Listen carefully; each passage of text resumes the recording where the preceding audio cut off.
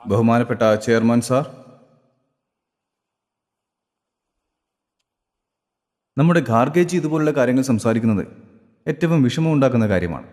എന്താണെന്ന് വെച്ചാൽ, എമർജൻസി സമയത്ത് നമ്മുടെ ഭരണഘടനയ്ക്ക് മേലെ ബുൾഡോസർ കയറ്റിയത് നിങ്ങൾക്ക് എല്ലാവർക്കും അറിയാം.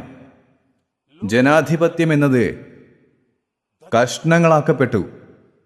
അപ്പോൾ ആ പാർട്ടിയുടെ പ്രധാന പദവിയിലിരുന്ന ആൾക്കാർ പോലും അതിന് സാക്ഷിയായിരുന്നു. എന്നിട്ടും അവർ സഭയെ തെറ്റായ വഴിയിൽ നടത്തിക്കുന്നു. ബഹുമാനപ്പെട്ട ചെയർമാൻ സാർ, ഞാൻ അടിയന്തരാവസ്ഥയെ വളരെ അടുത്ത് നിന്ന് കണ്ടിട്ടുണ്ട്. കോടിക്കണക്കിന് ജനങ്ങൾ സങ്കല്പിക്കാൻ കഴിയാത്ത രീതിയിൽ പീഡിപ്പിക്കപ്പെട്ടിട്ടുണ്ട്. അവരുടെ ജീവിതം ദുസ്സഹമാക്കി വിട്ടു. എന്നിട്ടും പാർലമെന്റിനുള്ളിൽ എന്തു സംഭവിച്ചു എന്ന് രേഖകളിലുണ്ട്.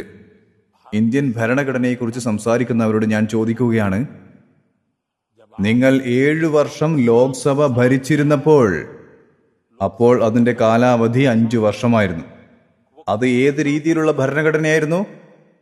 7 വർഷക്കാലം അധികാരം ആസ്വദിച്ച് ജനങ്ങളെ അടിച്ചമർത്തിയ നിങ്ങൾ ഇപ്പോൾ ഞങ്ങളോട് ഭരണഘടനയെക്കുറിച്ച് പറഞ്ഞു തരുന്നോ?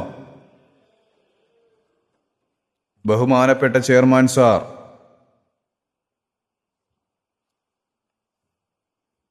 ഡസൻ കണക്കിന് ആർട്ടിക്കിളുകളെ, നമ്മുടെ ഭരണഘടനയുടെ ആത്മാവിനെ കീറിക്കളഞ്ഞ് പാപം ചെയ്തു.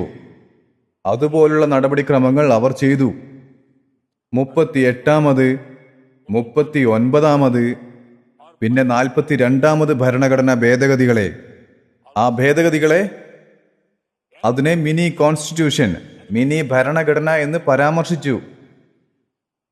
ഇതെല്ലാം എന്താണ്? ഈ പാപങ്ങളൊക്കെ ചെയ്തിട്ട് ഭരണഘടനയുടെ സംരക്ഷണം എന്ന വാക്കുകൾ നിങ്ങളുടെ വായയ്ക്ക് ഒട്ടും ചേരില്ല. അടിയന്തരാവസ്ഥ കാലഘട്ടത്തിൽ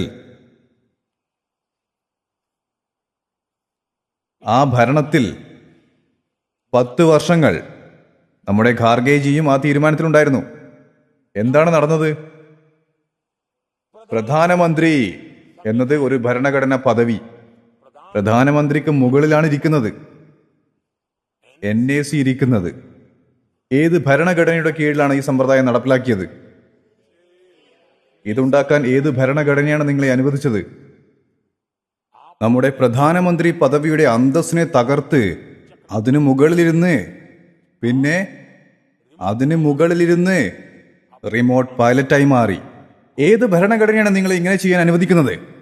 ബഹുമാനപ്പെട്ട ചെയർമാൻ സാർ, ദയവ് ചെയ്ത് ഞങ്ങളോട് പറയൂ, ഏത് തരത്തിലുള്ള ഭരണഘടനയാണ് ഒരു MP-ക്ക് മന്ത്രിയുടെ തീരുമാനത്തെ പരസ്യമായി കീറി മുറിക്കാൻ അനുമതി നൽകുന്നത്?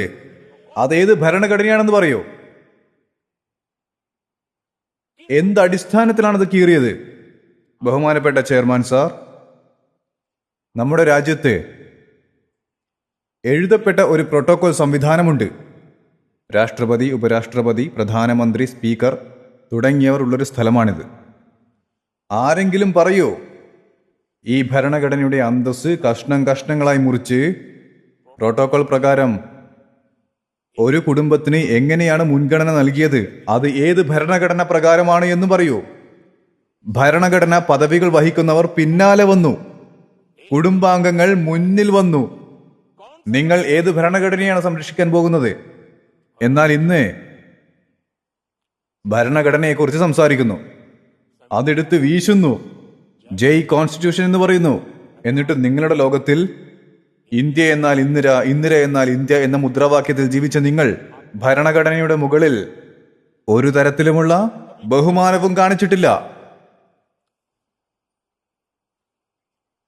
ബഹുമാനപ്പെട്ട ചെയർമാൻ, ഞാൻ വളരെ ഗൗരവത്തോടെ പറയുന്നു, ഈ രാജ്യത്തിന്റെ ഭരണഘടനയ്ക്ക് ഏറ്റവും വലിയ ശത്രു കോൺഗ്രസ്സുകാരാണ്.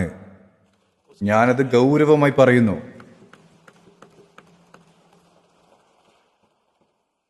ബഹുമാനപ്പെട്ട ചെയർമാൻ സാർ, അവർക്ക് അവകാശമുണ്ട്. അവർ 200-500 വർഷങ്ങൾക്ക് മുന്നേ ഉള്ളതിനെ കുറിച്ച് സംസാരിക്കുന്നു. എന്നാൽ അടിയന്തരാവസ്ഥ കാലത്തെക്കുറിച്ച് സംസാരിക്കുന്നില്ല. അത് പഴയ കാലമാണെന്ന് പറയുന്നു.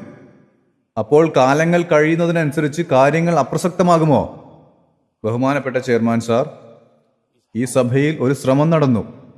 ഭരണഘടനയെക്കുറിച്ച് സംസാരിക്കാം, എന്നാൽ അടിയന്തരാവസ്ഥയെക്കുറിച്ച് സംസാരിക്കാൻ പാടില്ല. ഒരു രീതിയിലും സമ്മതിക്കില്ല.